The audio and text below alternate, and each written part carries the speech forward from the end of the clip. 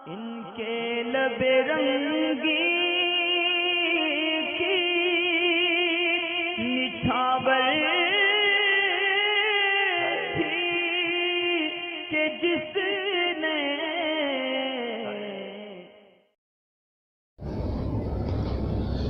वालेकुम अस्सलाम वरहमतुल्लाह। Online gold ख़रीदना, जैसा कि बहुत सारे वेबसाइट या कंपनियां ऑनलाइन सेल करती हैं, तो उसको ख़रीदना और फिर उस पर मुनाफा कमाना, यानी जब उसके दाम बढ़ जाएं तो उसको बेच देना, ये कैसा है? जबकि ये गोल्ड जो है हमारे पास आता नहीं है। यानी आप शायद ये कहना चाहते हैं कि हार्ड फॉर्म में नहीं आता हमारे पास। नॉर्मली वो हमारे जो है अकाउंट में रहता है, वॉलेट टाइप अकाउंट होता है, तो उसमें रहता है जितने का हमने गोल्ड ख़रीदा। और फिर जब रेट बढ़ते हैं तो हम उसी में से उसको हाथों हाथ सेल कर देते हैं, ना दुकान पे जाने की ज़रूरत।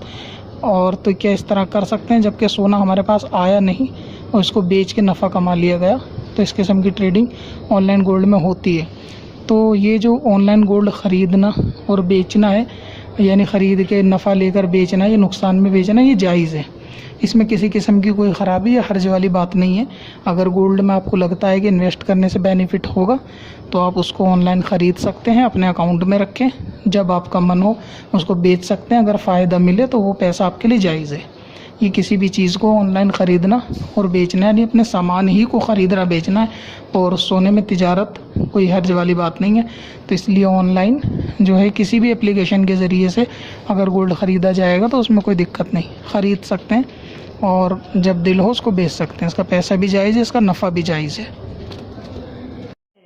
पत्थर में हसन लाले पुरनवार